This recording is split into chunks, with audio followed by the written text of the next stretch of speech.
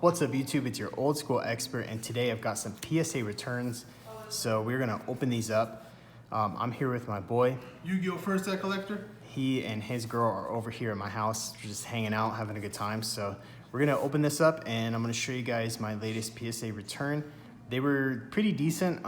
Couple of disappointing cards. One, it didn't even make sense why it got the grade it got. It was really random, but the rest of them are pretty decent. It's like with most PSA returns, it's like bittersweet.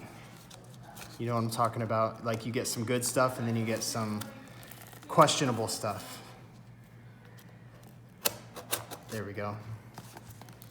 Handle with care. Handle with care. You know the guy. Oh man, that's so hard. Yeah. Signature required. Yeah, clearly not.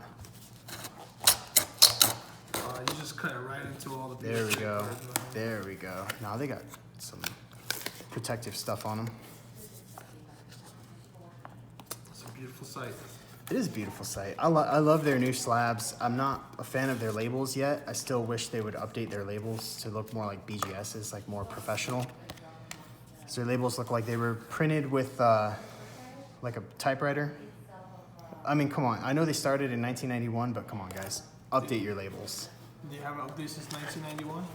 I feel like they haven't. I mean, just barely. They've updated the security features and stuff. Yeah, they haven't. The actual label. Yeah, the way, like the font, it's still that typewriter kind of font. All right, so this was a 15 sub, like for the platinum membership. So we're gonna go through that, and I don't know if they're in the order that I subbed them. So we're just gonna go through and check them out. So here we got a Suijin. So this looks like they're in order back to front. So this is cool. This is how they were sent in. So this got a PSA 10, first edition Suijin. Pretty cool card. Maybe I'll zoom in just a little bit. There we go, that's better. So that's nice. That's like the second or third, roughly. Ooh, that's a lot of glare. That's a lot of glare. That I've graded, so that's an extra. Next we had an Insect Princess. This also got a 10, so that's nice. Second 10 I've graded, and I traded the first one away, so it's nice to have another one in my collection. This one I'll keep. And so I like the new slabs because they hold the cards so tight. Are these especially it's so much better. Yu-Gi-Oh? Yeah, these are for Yu-Gi-Oh! Small size Japanese cards. And then next we got a Toon World. This got an 8, kind of weird. Not totally sure why it got knocked down to an 8. I can see a 9. Maybe centering top to bottom, it's not very great. So I can see 9, but I don't know, maybe it was scratched or something and I just didn't notice it. So kind of a weird grade on that one. But this one got a 10. So there is a Gem Mint 10 Toon World first edition. This one's kind of off center, left to right a little bit. It's not horrible, but I guess it was good enough for a 10 and the other one wasn't. I don't know. Next, I think, okay, yeah, we got Goblin Attack Force. This got a 9. It wasn't very surprising. It looks pretty clean, but you know, they always like to find something wrong with it, so that's fine. Try to keep the 10s at a minimum or something. I guess, yeah. This is the weird card. This is a nice faded Thousand Dragon, and it got a 9 last time I graded it, and now it got a 7. So that I felt was really odd. Just, I could see it getting a 9, but why a 7? I don't really know what he saw. The centering is good. It's a clean card. I mean, it didn't mess it up while they're trying I to hope sell it. not.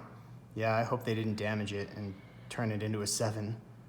But it still looks really clean. I'm not really sure what issue they had with this card. So that one was one of the more disappointing grades. Moving on, we got this nice faded Harpy Lady Sisters. Got a PSA 10. So that's pretty right there. I like it. And another Harpy Lady Sisters. This one's not faded, so you can see. It's full color. I'm more of a fan of the full color. The faded is cool, but I don't know. I think they look fake. You know what I mean? Like they have that fake look to them, and I'm just not a fan. So I would prefer the full color. But again, the faded is cool. I mean, it's different, right? It's something different to look at. Next, we got Magic Jammer. This also has some fade to it. It's not quite as colorful as a typical Magic Jammer or a trap card from Metal Raiders. So that also got a 10. So that pretty much does it for all the good grades that we got. And then we got one more really disappointing card. This wasn't it. This has gotten a 9 a couple times, so it is what it is. That one's just not gonna get a 10. I guess. FMR. Yeah, it would have been cool, but Now you have the whole set. yeah, I just get no luck with that card. Oh yeah, this got a 10. I forgot about that. Cool. Yeah, this is pretty cool. I like the artwork on this, and the prismatic is pretty cool. So that's a nice 10. Next we got a Summon Skull sample.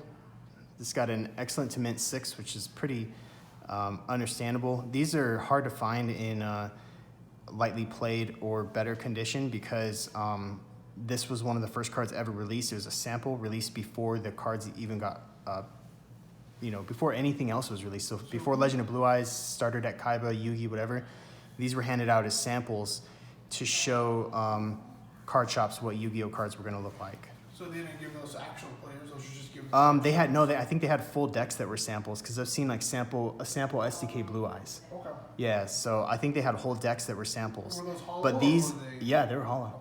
But these were just, I think the Summon Skull itself was just put out as like a, hey, this is what you're gonna sell if you buy Yu-Gi-Oh cards from us, from Konami, and sell them at your shop. This, I was really hoping for a 10. I looked at it under some extreme lighting and I didn't see anything wrong with it, so kind of disappointed. That got a 9. Ultimates can be hard to grade. They can just be really hard to grade. That's just kind of a cool one. I mean, it's my least favorite Blue Eyes artwork, but it looks cool as an ulti. I think it looks good. Yeah. And it was in great shape, so figured I'd give it a try. This is the most disappointing card because this guy is so clean. This thing is clean as they come. There's nothing on the back. The front it's well centered, at least enough. It's not perfect, but I think it's enough for a 10. So yeah, it was a little disappointing, but shit happens, I guess. Yeah, it's clean, man. This is the one card I really want. If I could have got a 10 and nothing else, like everything else 9 or below, I would have been okay with that if this got a 10. Because this is just such a cool card. It's like the only GX card I care about because it's very nostalgic, and it was like Jaden Yuki's link to his like spiritual link to the King of Games. And then this was just a random Blue Eyes I threw in because I was like, oh, if this grade's 10, I could probably sell it for, I don't know, 30 or 40 bucks just because it's cool. It's the SDK artwork.